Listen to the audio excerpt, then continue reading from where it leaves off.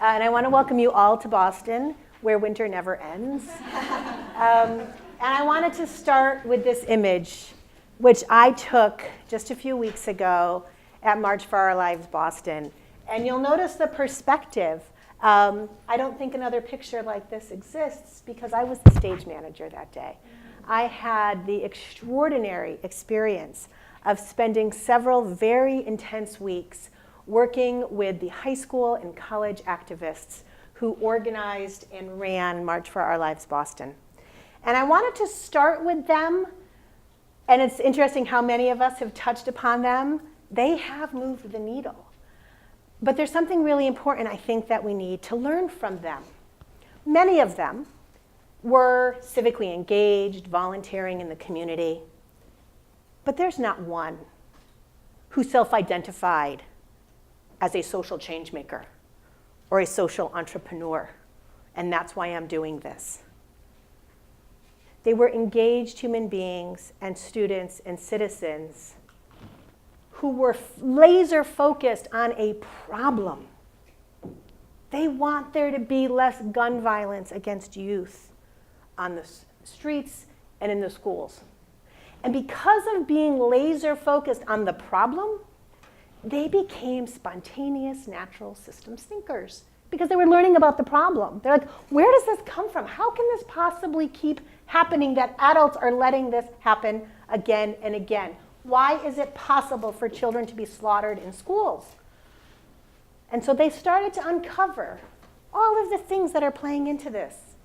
Legislation, law enforcement, economics, the culture of guns in our country, policy, and so on and so on. This is just a sampling of the things, the forces that converge in the system to create gun violence and gun culture. And so the Never Again activists were natural systems thinkers because they looked at the problem. Then, because they're inclusive, and they understood that, man, this problem looks really different in white middle-class suburbs than it looks in communities of color, where, by the way, gun violence has been a daily reality for our fellow humans and citizens and students of color, and they've been marching and no one's been paying attention. They're not getting the mic as much as we are. What's going on here? Because they were inclusive, because they thought to look in other communities and look at people who don't look like them, they understood there's something going on here with race and poverty and social and economic justice. And they understood we have no right to be talking about this problem in Boston Common when 2 miles away in Roxbury or Dorchester, folks are having to live this issue that we have maybe understood from a different perspective because we've been inspired by Parkland. And so they thought, they understood, we have an ethical obligation here to look at issues of social and economic justice. And then because they really want to make a difference, they were really sophisticated about adopting a social change toolkit that uses all sorts of levers of social change. Movement building, advocacy, voter registration, consciousness raising, pushing for corporate social responsibility. That's a very impressive social change toolkit, which 6 weeks ago these kids were not engaging in doing at all. Now, what's really impressive to me is that they figured out all on their own what I teach. And what's really impressive to me about them is that, generally speaking, humans who are so good at creating really big, messy, awful problems are terrible at fixing them. Why? There's a lot of reasons. We are not predisposed to be good problem solvers, in part because we have very simple brains. We think we're awesome, we think we're the top of the food chain, but our brains are still quite simple. They long for patterns, and they long for structure, and they long for closure. Our brains don't like problems that can't be solved. We want to know that there is an end. Emotionally, we want to know that that child in the infomercial who made us feel so deeply can be helped. And that maybe texting $5 right this minute is going to do something. We long for the gratification of knowing we made a difference. Education sometimes doesn't help either. We're taught to be linear problem solvers in many of our disciplines. And when we get into higher education, we kind of get siloed into majors that teach us a toolkit of the discipline. Social norms. Nobody wants to be the person at the party who says, you know, all these problems are going to cost more, take longer, and be harder to fix than any of us wants. And it may be a generation before we do that. We're not honest about what we're facing. Political will, read the newspaper. I'm going to skip over that one. We know how hard that is. Resources, what are we prioritizing? We don't have sufficient resources to tackle the scope of the problem. Media, right? We're on that 24/7 news cycle where we want 2-second sound bites. Nobody wants to hear how complicated all this is. And then the own expectations in our industry, which has become increasingly metric-oriented and return on investment-oriented. Tell me in 6 months or 12 months at most how you can give me measurable outcomes on how you have changed something. So what does all this do? All of these things that are working against us? All of this pushes into us becoming buzzword junkies. We long for the solution. We want to believe that the next big idea, social entrepreneurship, innovation, a theory of change, a logic model, that those things, the silver bullets and the quick fixes, are the solutions.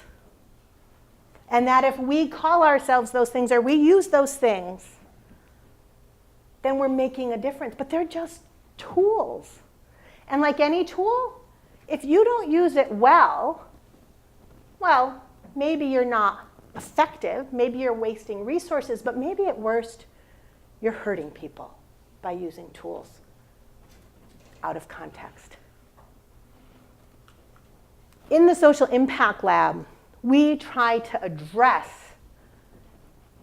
those intrinsic and extrinsic qualities that make us bad problem solvers and try to meet students where they are to help get them through all of these paths that we've been talking about.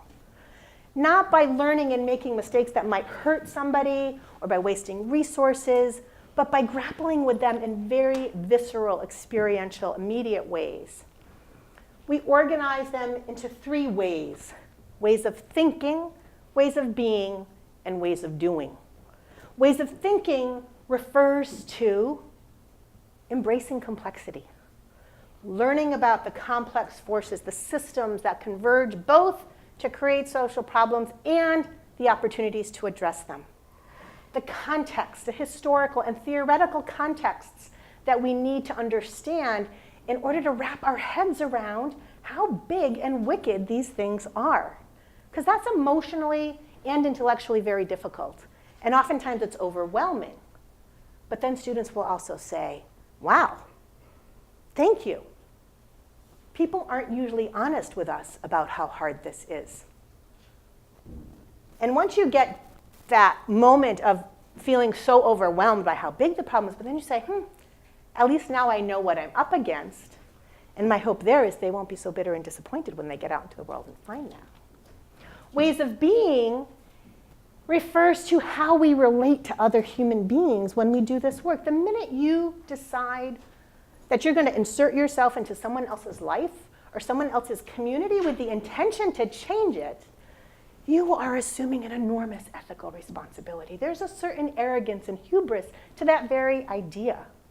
And at a minimum, I would say that you have an obligation to first do no harm, but more to look at the world through the lived experience of the person whose life you think you can add value to learn to embrace humility and empathy and perspective taking and cultural agility. Because really, who are we to engage with any human being, let alone with the idea we're going to help them or change their life without those values. And only then do we talk about ways of doing. The vast toolkit that does include impact investing and social entrepreneurship and market-oriented solutions and corporate social responsibility, but also policy making and advocacy and social movement building and all of those things that these heroes of March for Our Lives have been figuring out. Because when you look at a complex system, you realize there are so many levers of change that we have to be pushing, and we have to be figuring out how to do those in concert with other people. Part of my toolkit as an educator is experiential philanthropy education, in which we give students in my course $10,000 a year to invest in local nonprofit organizations. I don't consider myself a philanthropy educator. I consider myself as somebody who uses experiential philanthropy education to teach social change. Now, the very notion of giving privileged students at Northeastern $10,000 to decide what to do with also risks perpetuating the very power and privilege imbalance that bothers me so much. And so the question is, how do we use that to flip that dynamic? How do we use the social and moral and practical implications of them having to invest that money in the real world, knowing that their decisions will have consequences, in a way that forces them to reckon with the ways of thinking, being, and doing? We start by mapping. I love that Daniela talked about mapping. I have my students do systems and network maps of the issues that they're thinking about funding in the community. And I want to say, in the course of a semester, there is no way that a student can actually produce a systems map of why there's homelessness or hunger in Boston. The mapping is about helping them capture their emerging understanding of complexity. I couldn't ever use this to teach the subject matter, but I could say, look how it is. Look how when we ask them to use systems thinking methodologies and visualization, they start to see economic, cultural, social, political forces that are going on here, because that homeless man or homeless woman or child that we're looking at, the tip of the iceberg lets us see that they're homeless, but there's a whole lot of other stuff going on there that led to that situation. So the mapping allows them to have that perspective, and I think it does start getting into the humility and the perspective taking, because you realize the best I can do here is be, as Daniela said, a player in the system. How can I think of the change I can affect in those terms? Then we reflect throughout. The question is really, who are we to control scarce resources in the face of abundant need, especially when we're trying to influence communities whose lived experience is not ours? What does that mean? How do we earn our seat at the table? Not to go in there and say, we know what you need, here's where that money should go, but what can we learn from you? How can we listen to you? How can we look at all of the things that are happening in this community and aspire to be the best grant makers we can, knowing that we can't be perfect, but there are certainly ways we can be better. And then we try to figure out in that map, where is a portal? Where is our pathway into that? Not because we're going to identify the one organization that's better than everybody else, but because we're trying to identify an organization that is our portal into the system. How are they situated so that by investing in them, we're helping them connect with the greater system and affect systems change? One example of this from a few years ago was when the students chose as their funding priority policy and advocacy to support underrepresented and marginalized populations. They got a lot of great applications, and that's part of why this process works, because it's very painful to say yes to one organization and no to others who are all doing amazing work. So they took out their maps. Horizons for Homeless Children had asked for money to do a census. It had been 5 years since we had done a census of homeless families in Massachusetts. And the students took out their maps and they said, well, if we don't know how many children there are homeless, how can we know how many shelters we need? How can we affect policy? How can we possibly tell the practitioners what they should be expecting? And so using their maps, they understood that census data, which I gotta tell you is not a sexy thing to be funding, was in fact their biggest lever. So that's what we do. Ways of thinking, ways of being, ways of doing. And what do I think can be gained from this? For us, it means that we dare not do this work without understanding the ethical implications and social and economic justice underpinnings of so many of these wicked problems. It means that maybe before students venture out into the world to do this, they will have had visceral experiences that cultivate empathy, humility, perspective-taking, cultural agility, and a host of other values and competencies that should be inherent in our work. We shouldn't have to learn them by making mistakes that hurt people in other countries, which is so often, think of all those case studies you have read of those things gone awry. It helps us with complex problem solving.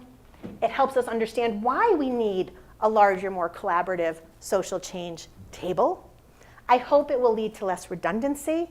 All of those nonprofits that pop up like mushrooms after the rain, often competing for the same scarce resources, we need not to keep doing that.